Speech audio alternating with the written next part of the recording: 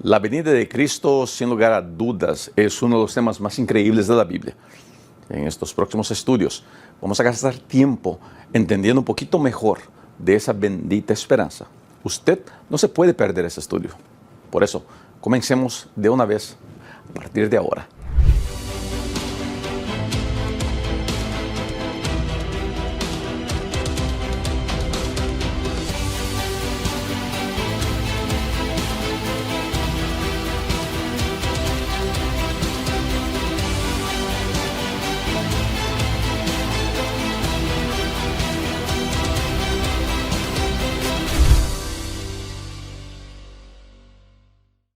Bienvenida querida amiga y querido amigo aquí a mi canal. Soy el pastor Rubén Bullón y este video es el estudio de la lección de la escuela sabática, lección del número 4, que trae como título Teman a Dios y denle gloria.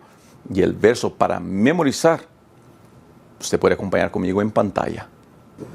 Aquí está la paciencia de los santos, los que guardan los mandamientos de Dios y la fe de Jesús. Apocalipsis 14, verso 12. La lección de la escuela sabática comienza con una historia muy interesante de que un día en un teatro, el teatro agarró fuego y uno de los actores de la entonces encenación que estaba participando en el teatro estaba vestido de payaso. Él entra corriendo al escenario, entra corriendo al set y comienza a gritarle a toda la platea: salgan todos, porque está agarrando fuego el teatro. Su actuación era tan desesperante que la gente del teatro entendió como si fuera de verdad una actuación y comenzaron a aplaudir al payaso. El payaso siguió gritando: no estoy actuando, no estoy de broma, huyan porque está agarrando fuego el teatro. Y mientras más gritaba, más insistía, más le echaba ganas, la gente pues pensaba: qué actor comprometido con su rol, con su papel. Interesante, ¿no? Así es el mundo que vivimos hoy día, y me gustó mucho la historia que el autor de la lección usa para introducir al tema. Vivimos tiempos donde la predicación de la pronta venida de Cristo y del fin del mundo parecen algo muy distante. Cuando miramos los dibujos escatológicos que nos son presentados, uno llega a pensar de que todo o está muy distante o todo es una fantasía. En estos próximos estudios vamos a hablar directamente de la venida de Cristo. Vamos a entender cómo podemos estar preparados para la venida de Cristo. Permítame decirle esto: Cristo muy pronto vendrá. No es una broma, no es una fantasía. La venida de Cristo es tan cierta como 2 y 2 son 4. La venida de Cristo es la gran promesa de la Biblia. Y ojo, escuche bien: Cristo volverá. Esté usted preparado o usted no esté preparado, igual Cristo vendrá. Crea usted o no crea usted, Cristo muy pronto vendrá. Le guste el mensaje o le parezca un mensaje fanático, Cristo vendrá a esta tierra. La venida de Cristo a esta tierra quiere decir que por fin la maldad y la injusticia tendrán un punto final. Por eso ese mensaje es la gran y bendita esperanza que todos nosotros tenemos en nuestro corazón. Querido, es urgente que usted, amigo y amiga que me acompaña, se preparen para la venida de Cristo. Y durante estos estudios quiero ayudarlos a ustedes a entender cómo podemos prepararnos mejor. Así que sigamos en esta serie, sigamos en este estudio, porque hay mucha cosa bonita por entender.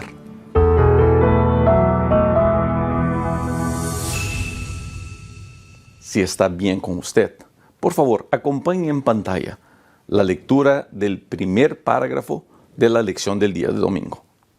El propósito del libro de Apocalipsis para nuestra generación es preparar a un pueblo para el pronto regreso de Jesús y unirse con Él para dar el mensaje de los últimos días al mundo.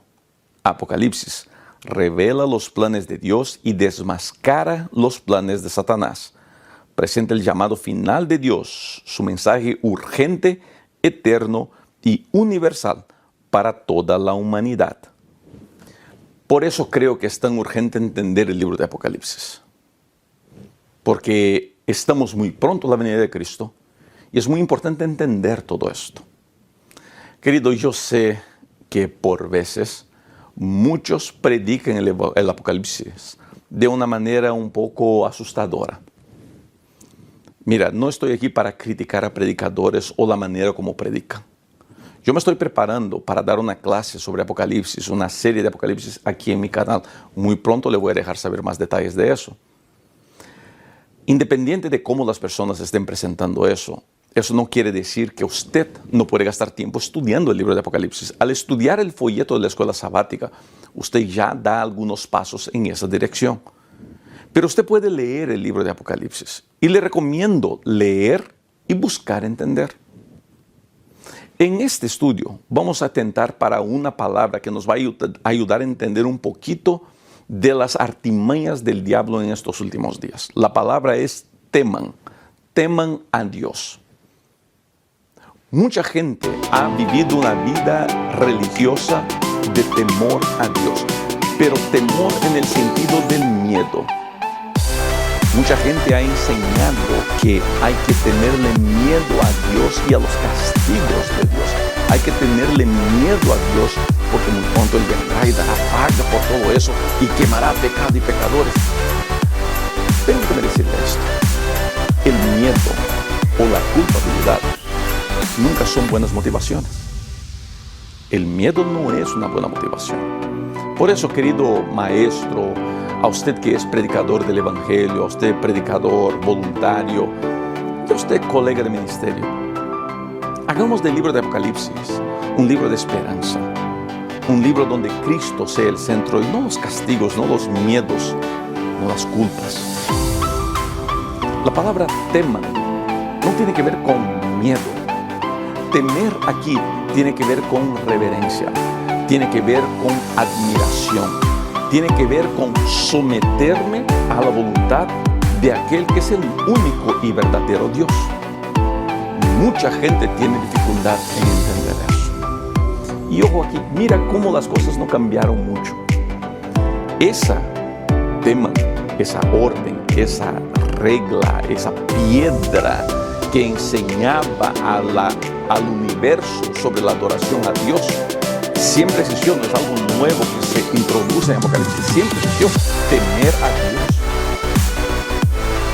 Lucifer, lo que él hizo fue mostrar al universo de que no deberían temer a Dios, no deberían poner a Dios en primer lugar, deberían ponerlo a él, Lucifer, en primer lugar.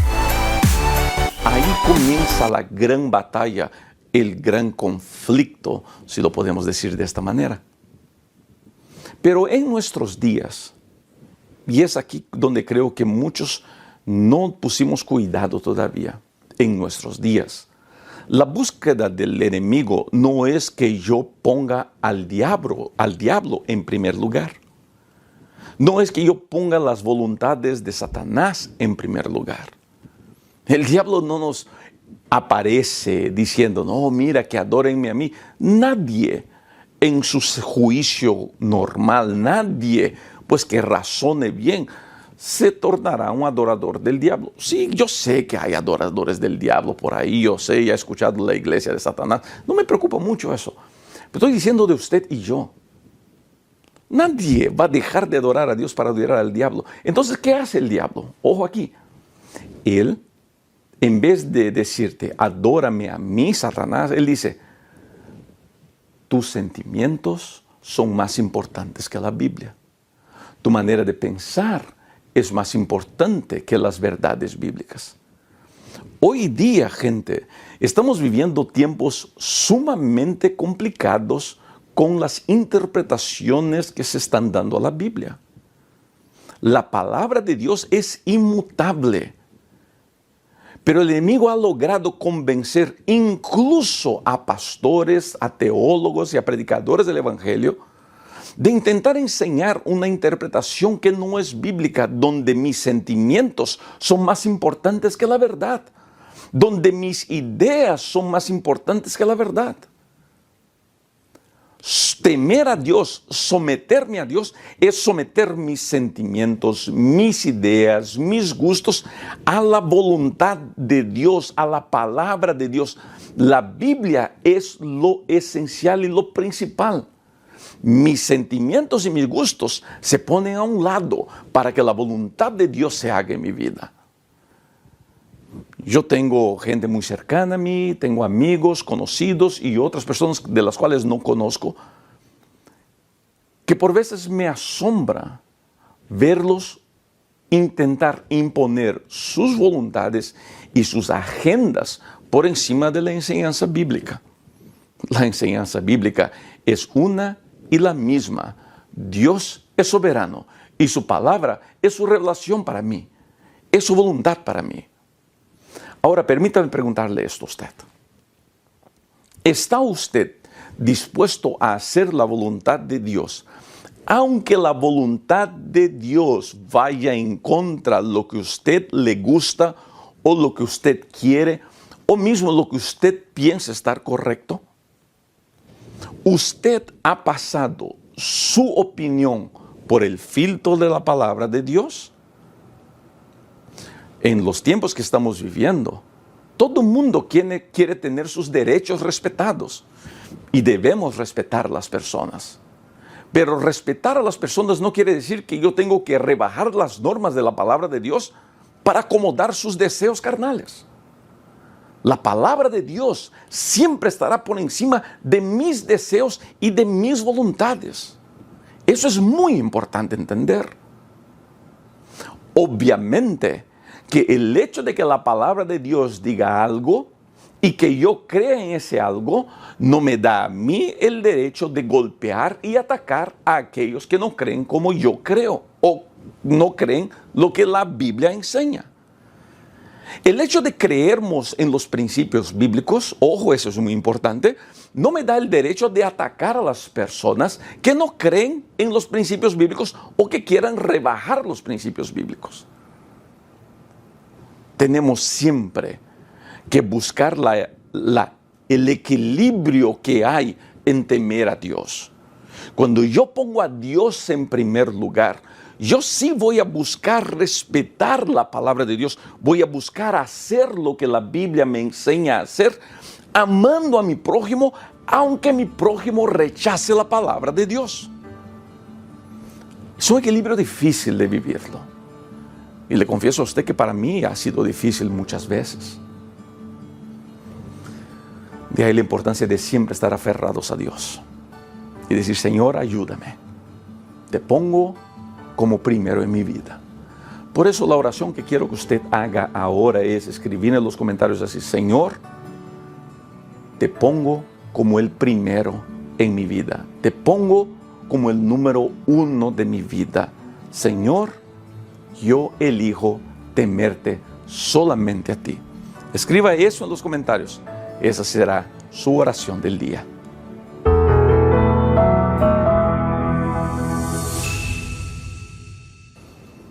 ¿Qué más nos enseña la Biblia que quiere decir temer a Dios? Ponerlo a Dios en primer lugar. Claro que sí. Pero hay algo más.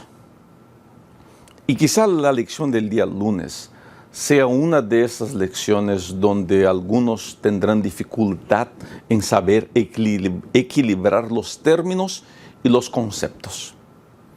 Temer a Dios, poner a Dios en primer lugar.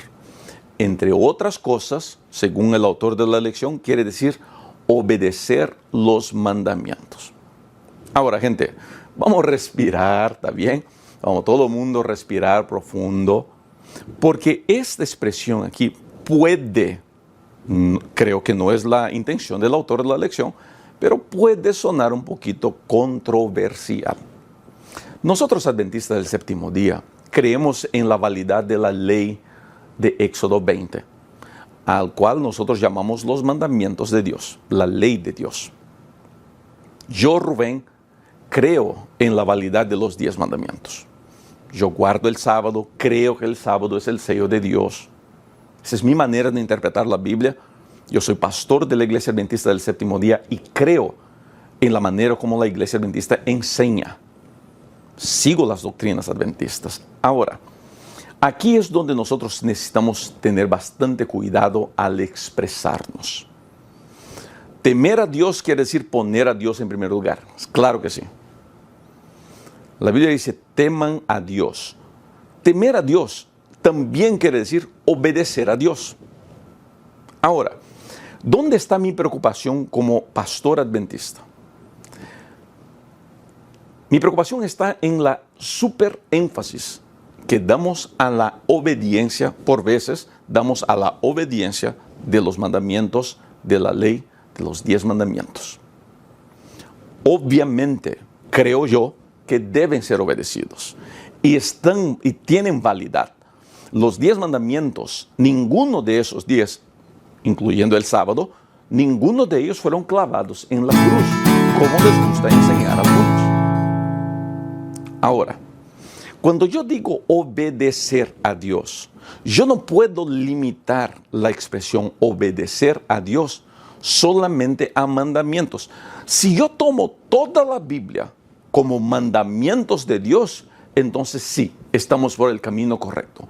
Pero si de alguna manera, ojo, por favor, acompáñenme aquí antes de que usted se ponga molesto pensando que yo soy un pastor muy liberal o estoy en contra de las doctrinas de la iglesia. Por favor, ojo aquí. Ahora, si yo agarro la expresión mandamientos solamente para referirme a los 10 mandamientos o a la ley de Éxodo 20, entonces estoy limitando demasiado lo que quiere decir obedecer a Dios. Obedecer a Dios es el todo de lo que es la voluntad de Dios presentada en la Biblia, incluyendo los 10 mandamientos. Ahora, el autor de la lección pone de manera muy interesante este concepto. Y si me permite, voy a leer este parágrafo porque creo que nos va a ayudar a entender mejor qué es lo que queremos expresar. Hay algunos que tienen la extraña idea de que la salvación por gracia de alguna manera niega la ley de Dios o minimiza la necesidad de obediencia. Creen que cualquier charla sobre obediencia es legalismo. Ellos declaran, todo lo que quiero es a Jesús. La pregunta es, ¿cuál Jesús? ¿Un Jesús de nuestra propia creación o el Jesús de las Escrituras? El Cristo de las Escrituras nunca nos lleva a restarle importancia a su ley, que es la transcripción de su carácter. El Cristo de las Escrituras nunca nos lleva a minimizar las doctrinas de la Biblia, que revelan más claramente quién es Él y su plan para este mundo. Uno de los grandes problemas que enfrentamos hoy día son los extremos, los extremistas. Tenemos en la iglesia, y permítame hablar aquí, usted querido amigo que no es adventista, por favor, acompáñeme. En la iglesia adventista, yo creo que en otras iglesias también, pero pues no tengo mucho conocimiento de otras iglesias. Pero en la iglesia adventista tenemos gente extremista, tanto del lado del conservadorismo como del lado del liberalismo. Tanto los más radicales son radicales a un lado como radicales a otro lado. Mucha gente, cuando habla de vida en Cristo, enfatiza la obediencia, obediencia, obediencia.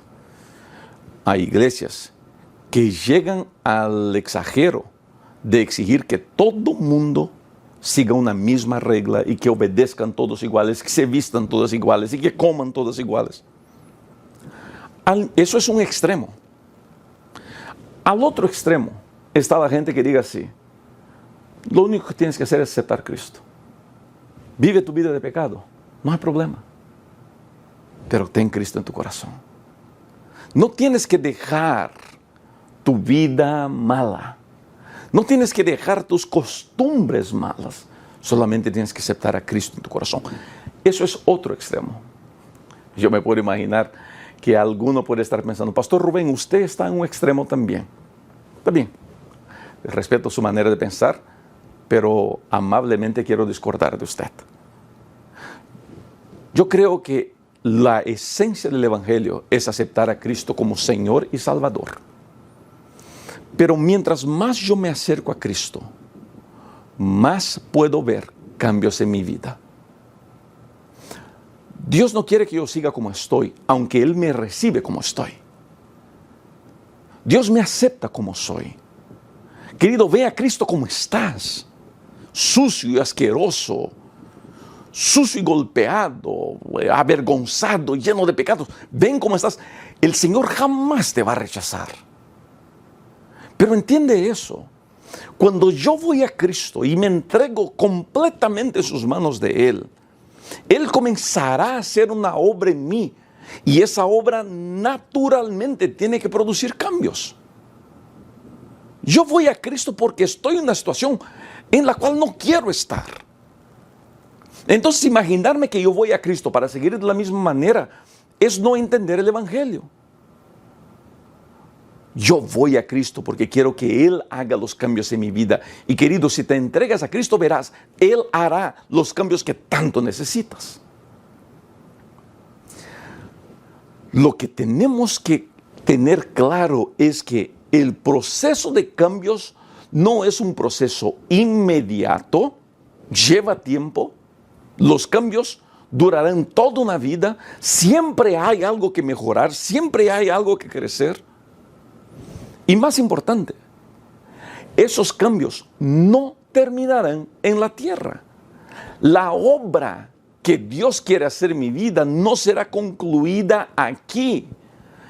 Será concluida por ocasión de la venida de Cristo a esta tierra. Cuando Cristo venga, entonces lo que es corruptible se vestirá de incorruptibilidad. Es el proceso de la caminada en Cristo. Yo voy como estoy, pero no quiero seguir así. En Cristo voy recibiendo transformación. Y esa transformación va mejorando mi manera de ser. La obediencia no es solamente a los 10 mandamientos, que son importantes. La obediencia es a todo lo que Cristo me está pidiendo. Temer a Dios me lleva a obedecer a Dios. Poner Cristo en primer lugar en mi vida me lleva a vivir una vida buscando cumplir la voluntad de Dios todos los momentos de mi vida. Por eso quiero terminar invitándolo a usted una vez más a escribir en los comentarios y decir así: Señor, ayúdame a cumplir tu voluntad. Por favor, escriba eso: Señor, ayúdame a cumplir tu voluntad. Esta oración será la oración que bendecirá tu día.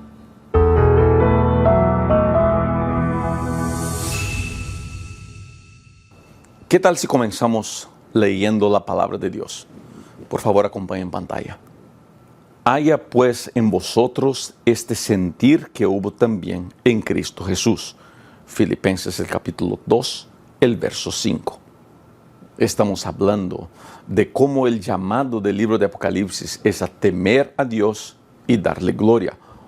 Temer a Dios es ponerlo en primer lugar. Y poner a Dios en primer lugar quiere decir cumplir su voluntad, obedecerle a Él. En la lección del día martes vamos a introducir un nuevo concepto. El concepto de entender que la batalla hoy día no es afuera. Yo me acuerdo cuando niño que mucha gente hablaba que el Armagedón era la tercera guerra mundial. Serían guerras de misiles y bombas nucleares, bombas atómicas. La gran batalla no es una guerra política. La gran batalla es una batalla dentro de nosotros, en el corazón. Es una batalla en el pensamiento. Por eso leí este texto de Filipenses: haya en vosotros el mismo sentir. La palabra haya también se traduce, quiere decir permitan, o mejor, elijan. Ahora cambiemos aquí, en vez de haya en ustedes el mismo espíritu que hubo en Cristo. A ver, cambiemos esta palabra haya por elijan. Elijan tener en ustedes el mismo espíritu que estuvo en Cristo. Mira, nosotros no jugamos ningún papel en nuestra salvación, a no ser aceptar o rechazar. Pero en nuestro desarrollo en Cristo hay algo que nosotros podemos hacer. Y una de esas cosas es intentar controlar nuestra mente. El control de la mente es sumamente importante. Todos nuestros pecados, todas nuestras malas acciones, todo lo de malo que hacemos, primero nace en nuestra mente, para después pasar de nuestro corazón a nuestras acciones. Así que si yo logro controlar mi mente, yo tendré mejores condiciones de controlar mis acciones. De ahí está la importancia de una iglesia que sepa discipular a sus miembros. Se habla mucho sobre discipulado en las iglesias. Por veces las iglesias pierden una gran oportunidad de discipular a sus personas cuando se enfocan demasiado en asuntos que no tienen que ver con el discipulado de la iglesia. Por ejemplo, cuando la iglesia está más preocupada en qué color se va a pintar, cuál será el color de la alfombra, las bancas de la iglesia, que quién puede tocar el sonido de la iglesia. Yo creo que esas cosas, aunque tengan su lugar, hacen con que la iglesia pierda tiempo. Las iglesias deberían enfocarse en cómo puedo ayudar al miembro de mi iglesia a desarrollar una vida en Cristo. Mira, cuando las iglesias comenzaron a usar las prohibiciones, no lo hicieron por maldad. La intención por detrás de eso fue noble: ayudar que el miembro de la iglesia no peque. Entonces, ¿qué comenzamos a hacer? Comenzamos a supervalorizar el no pecar. Las iglesias comenzaron a ser centros donde hacíamos listados de qué era pecado y qué no era pecado. Y para que vea cómo eso ha llegado hasta nuestros días, y eso es una de las cosas que más me llama la atención en mis medios sociales, es la cantidad de gente que me manda mensajes diciendo: pastor, es pecado hacer eso, es pecado hacer el otro. ¿Por qué? Porque mucha gente siente la necesidad de que alguien les diga que está bien y que no está bien. Entonces la iglesia, por alguna razón, entendió que era su lugar, su rol, decir: mira, esto es pecado y esto no es pecado. Eso no es una creación de la iglesia adventista del séptimo día. Desde la iglesia católica primitiva comenzaron los listados: esto es pecado, esto no es pecado, si cometes este pecado tienes que hacer eso para pedir perdón y todo eso. Comenzaron otros conceptos cuando salieron las indulgencias, cuando inició el movimiento protestante, ya no había más indulgencias, pero ahí comenzaron las disciplinas, porque tenemos que proteger las buenas costumbres. Yo entiendo, está bien, creo que funcionó por un tiempo, pero hoy día esos listados no creo que ayuden. Hoy día lo que deberíamos buscar hacer como iglesia es discipular y ayudar al miembro de la iglesia en su crecimiento espiritual. ¿Cómo podemos hacer eso? Primero, involucrando al miembro de la iglesia en el trabajo de Cristo, involucrando al miembro de la iglesia en trabajar por Cristo. Segundo, involucrando al miembro de la iglesia en un desarrollo de su vida de oración. Otra cosa que se puede hacer es involucrar al miembro de la iglesia en su estudio de la palabra de Dios. Yo sé que sueno repetitivo, pero aquí está el trípode de la vida cristiana: estudio de la Biblia, oración y trabajar por Cristo. Cuando un miembro de la iglesia está involucrado en estas tres cosas, él va creciendo, él se va desarrollando, y al desarrollarse tiene mejores condiciones de controlar su mente. ¿Qué otra cosa podemos hacer en ese sentido? Cuidar nuestra salud ayuda un montón. La iglesia puede ayudar mucho en eso, en los momentos de alabanza, en los cultos que prepara. Una de las cosas que he visto que ayuda mucho, por ejemplo, son los grupos pequeños. Ayuda un montón. Y queridos, aquí es donde voy a tocar un punto: el control de la mente. turba mi mente, todo que oscurece mi mente es perjudicial. Es de ahí que, por ejemplo, nosotros insistimos que usted tenga cuidado de andar mirando novela demasiado. No es que la novela sea pecado.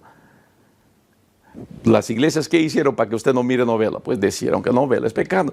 Y no se trata de que es pecado o no es pecado. Se trata de que mi mente comienza a aceptar que algunas cosas son normales.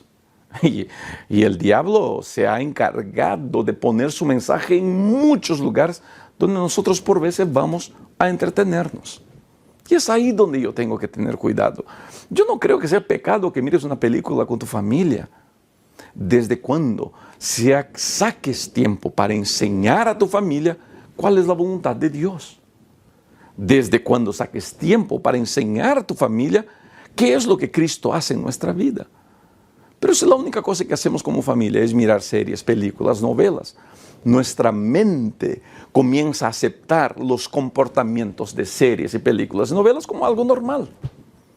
Y ese es el problema que estamos enfrentando hoy día. Agarramos comportamientos pecaminosos, comportamientos que claramente están en desacuerdo con la voluntad de Dios y queremos normalizar eso, porque estamos tan acostumbrados a ver eso, tanta gente habla que está bien, que en nuestra mente comenzamos a imaginar que estas cosas están bien. Pero querido, no están. La palabra de Dios dice que no están. De ahí la importancia de controlar nuestra mente. Busca ayuda en Dios. Controla tu mente. Vas a ver cómo las cosas van a mejorar un montón en tu vida.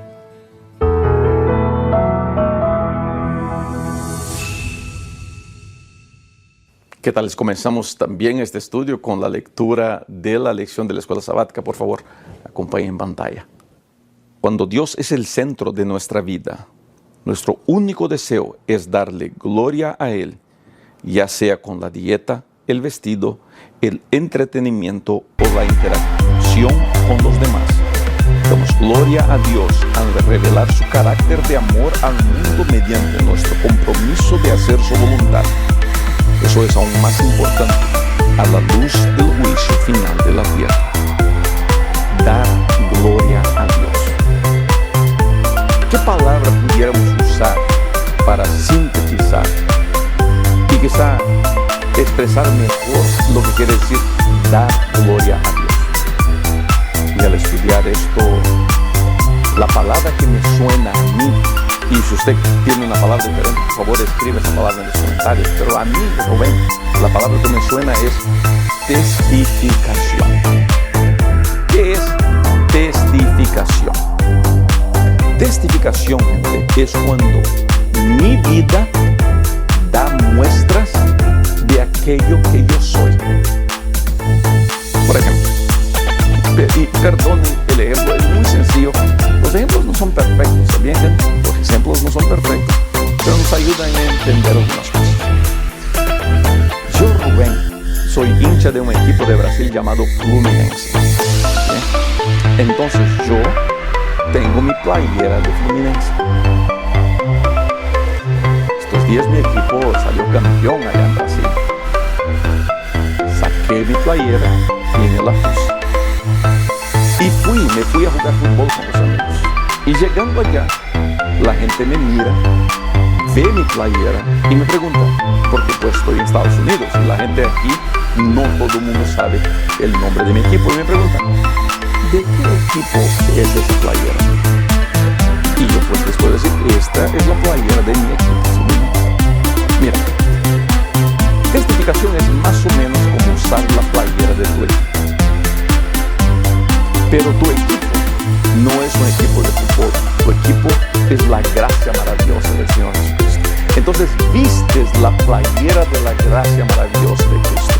Esa playera es una playera que transforma tu acción, transforma tu manera de ser. La playera es el nuevo ser humano que eres después del encuentro con Cristo. Entonces cuando estás vestido, vamos a decirle, de la justicia de Cristo, la gente ve que algo hay diferente en ti. y ya no eres más la misma persona. Quizá antes insultabas, maldecías, ahora ya no lo haces. Antes eras grosero con las personas, ahora ya no eres. Antes tomabas, ibas a parrandas, a bailes, hoy día ya no eres así. Entonces, los que te conocieron antes ven que estás con la playera de un nuevo equipo. Estás vestido de la justicia del Señor Jesucristo. Y te preguntan, ¿qué es lo que traes vestido? No sé si logró entender el ejemplo que le quise dar. Dar gloria a Dios es mostrar a las personas que mi vida es diferente. Pero ojo, y permítame darle este ajuste aquí a lo que estoy hablando. No se preocupe en mostrar. Muchos se preocupan en mostrar. Muchos se enfocan en querer predicar, querer hablar, querer convencer, querer decir. Y eso tendrá su lugar. Pero si quieres mostrar, tienes que buscar. Antes de decir, yo tengo que ser. Mi búsqueda entonces no es quiero dar gloria a Dios. Mi búsqueda es quiero temer a Dios. Quiero estar en Él, quiero crecer en Él, quiero desarrollarme en Cristo Jesús. Y mientras más me desarrollo en Cristo, más la gente nota que en mi vida algo está diferente. Y mi vida comienza a dar gloria a Dios. Mi ropa comienza a dar gloria a Dios. Mi comer comienza a dar gloria a Dios. Todo lo que yo hago, sea mi vestir, mi decir, mi entretenimiento. Por eso leí esta parte. Todo de mi vida comienza a dar gloria a Dios. No sé si logro entender a dónde quiero llegar. ¿Cuál es hoy día, en mi opinión, el talón de Aquiles de los religiosos? Para mí es que decimos una cosa, pero somos otra cosa. Predicamos misericordia, pero por veces somos intolerantes. Predicamos amor, pero si alguien no vive como yo quiero, no puede sentarse a mi mesa. ¿Entiendes dónde quiero llegar?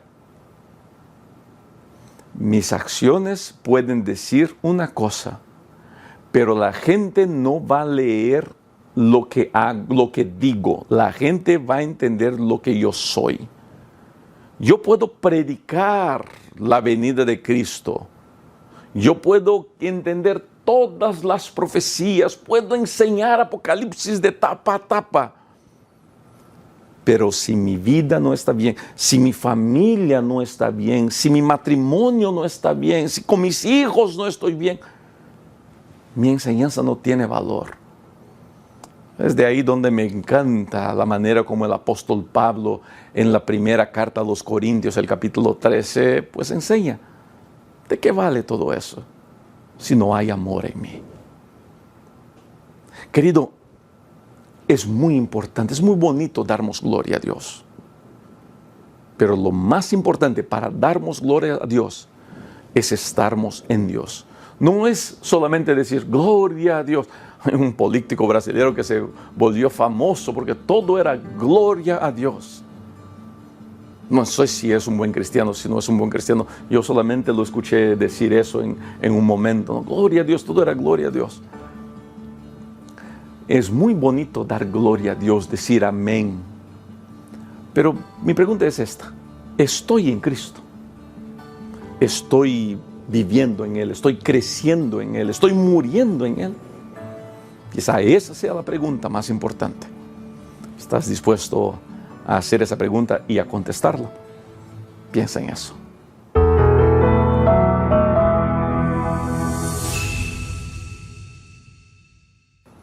Por veces algunas cosas que yo digo aquí en mi canal para algunos suena muy polémico.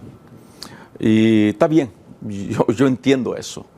En la interpretación de la Biblia muchas veces entendemos una misma cosa de manera diferente.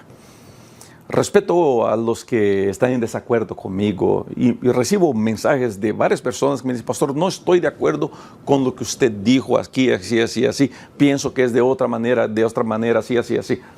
Respeto mucho gente que me habla así. Porque yo puedo estar en desacuerdo de manera respetuosa. Yo no necesito insultar a nadie para mostrar mi desacuerdo. Yo tengo varios comentarios y a mí me da mucha risa. Tengo un colega pastor que siempre me ayuda a leer los comentarios y él se ríe. Dice, ¿cómo es que aguantas la gente que te insulta de esa manera? Hay gente que me llama de todo, ¿no? Me llamaron estos días, alguien me mandó, pastor, usted es un jesuita infiltrado en la iglesia. Yo creo que eso es lo que más me dicen, soy un jesuita infiltrado en la iglesia. Bueno, un día voy a hablar sobre eso. Pero aquí en la lección del día jueves vamos a hablar de uno de esos conceptos donde yo tengo una posición muy clara y creo que es la posición de la Iglesia Adventista del Séptimo Día, aunque existan pastores y teólogos adventistas que prediquen de manera diferente. ¿Qué posición es esta? Es la naturaleza de Cristo. Creemos que Cristo vino con la naturaleza perfecta de Adán y con el cuerpo ya impactado por 4,000 años de pecado. Creemos que Cristo vino con la naturaleza de Adán antes de la caída, es lo que nosotros llamamos de prelapsariano, o sea, prelapso, antes de la caída. ¿Por qué estoy hablando de eso? Porque la lección habla de los vencedores de Apocalipsis y dice así, que nosotros podemos vencer como Cristo venció. Sí y no. Sí y no. Tenemos que entender algunas cosas. Cristo es nuestro ejemplo, sí. Pero tenemos que entender que la misión de Cristo no es solamente ser nuestro ejemplo. La misión de Cristo es, además de ser nuestro ejemplo, es pagar el precio de nuestro error. O sea, donde Adán y Eva, que tenían una naturaleza perfecta, cayeron y pecaron, y por ese pecado, dice Romanos, ese pecado entró a toda la humanidad. Cristo, cuando vino a la tierra, vino con la misma naturaleza perfecta de Adán para enfrentarse a las mismas tentaciones y mostrar a todo el universo de que Adán y Eva pudieran haber tenido victoria, pudieran no haber pecado. Entonces, Cristo vino a pagar ese precio. ¿Por qué Cristo vino a pagar ese precio? Porque usted y yo no podemos pagar ese precio. Usted y yo no podemos conseguir la salvación por nuestra obediencia, porque para nosotros es imposible en esta tierra vivir la vida perfecta de Jesús. ¿Por qué? Porque no tenemos la naturaleza perfecta que Jesús tuvo. Nosotros tenemos una naturaleza pecaminosa. El apóstol Pablo en Romanos llama a esa naturaleza del pecado que vive en mí. Yo desde niño estoy en pecado. Yo nací, el salmista dice, yo nací en pecado. Entonces, ¿quiénes son los victoriosos, los vencedores de Apocalipsis? ¿Son los que no pecan? ¿Son los que logran vivir una vida irreprensible, perfecta de santidad? ¿Será posible ese perfeccionismo? La respuesta es no. Todo mundo que predica ese perfeccionismo no se da cuenta de que por detrás de esa predicación de perfeccionismo está la artimaña diabólica de querer reemplazar Cristo como nuestro mediador. La victoria en la palabra de Dios no es la perfección. Ojalá pudiéramos ser perfectos. Seremos perfectos cuando Cristo vuelva a la tierra, seremos transformados en perfección. Pero hasta entonces, nuestra victoria no es no caer. Tenemos que luchar mucho para no caer. Y lo ideal es vivir la vida más semejante a Cristo posible. Pero la victoria está en saber que si caí, en Cristo me puedo levantar. Si fallé, en Cristo me puedo restaurar. Él me restaura, Él me transforma. Él hace de mí una nueva criatura. Él hace de mí una nueva persona. No hay caso perdido para Dios. No hay vida que no pueda ser transformada para Él. El poder maravilloso de nuestro Creador es capaz de recrear, de transformar, de hacer nuevas todas las cosas en mi vida. Y querido, yo te invito a aceptar ese poder en tu vida y verás las muchas bendiciones. Usted y yo somos más que vencedores por la sangre del Señor Jesucristo. Hoy día lo que usted tiene que hacer es aceptar esa victoria, es aceptar la salvación. Es decir, Señor, yo no puedo por mí mismo, pero en ti yo puedo todas las cosas. ¿No quiere hacer usted esta oración conmigo? Escribe en los comentarios: yo en Cristo soy más que vencedor. Escribe eso en los comentarios. En Cristo soy más que vencedor. Quiero ver muchos y muchos comentarios de todos aquellos que están acompañando, sea por Facebook, sea por Instagram, sea por YouTube. Escribe en los comentarios: yo soy más que vencedor. Tú eres victorioso en la sangre maravillosa del Señor Jesucristo.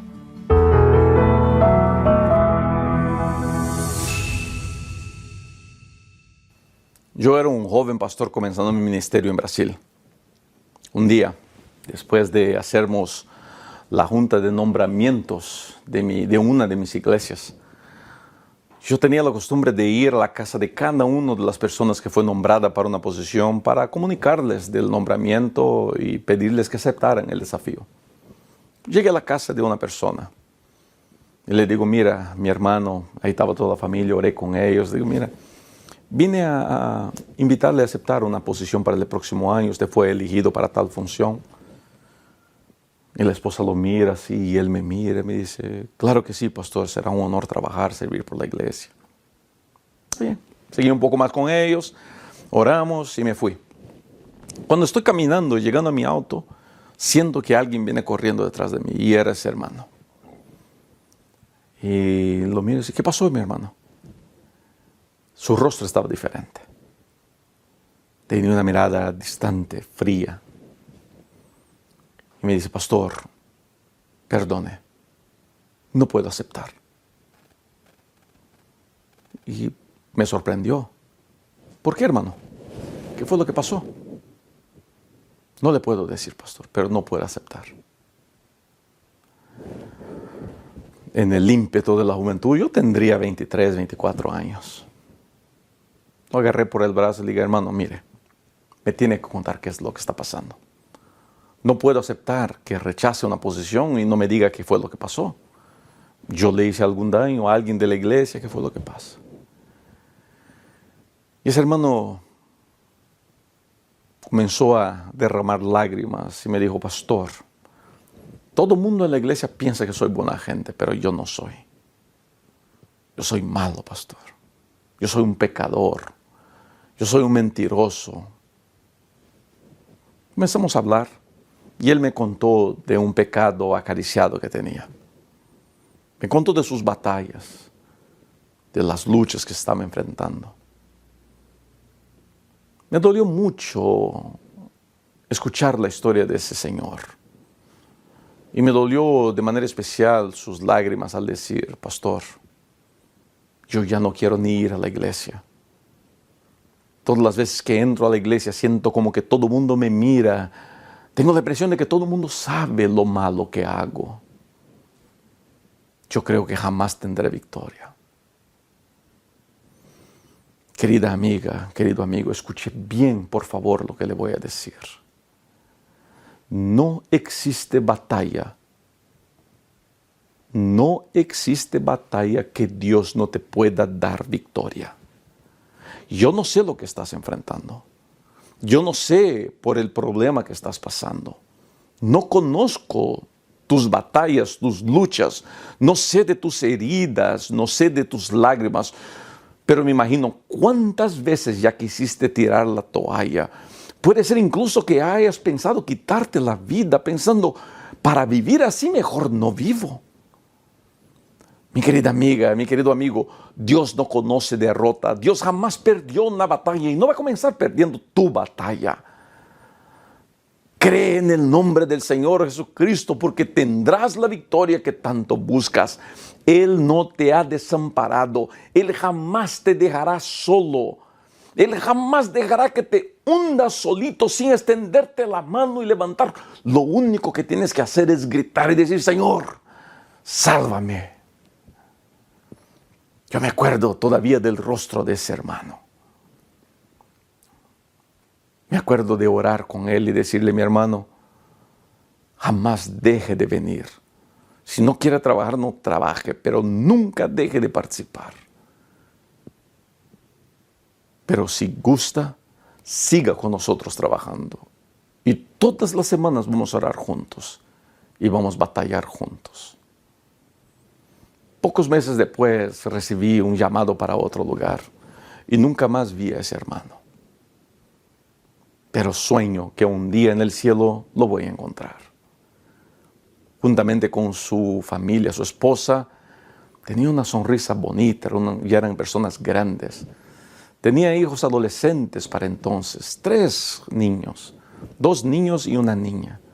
Una linda familia, humildes, pero personas tan amorosas. Sueño un día, caminando por las calles del cielo, encontrar a esa familia, abrazarlos y escucharle decir, pastor, Dios me dio la victoria. La lección de viernes termina hablando que la victoria de Cristo, la victoria que Él nos quiere dar, es perpetua, es para siempre. Querido, aférrate a Dios, porque la victoria que Él tiene para ti es más grande de lo que tú te puedes imaginar. Gracias por haber llegado hasta aquí. De verdad, siempre un gusto tener su participación conmigo. Que la mano poderosa de Dios te bendiga, te guarde y te prospere siempre. Nos vemos para los próximos videos. Chao.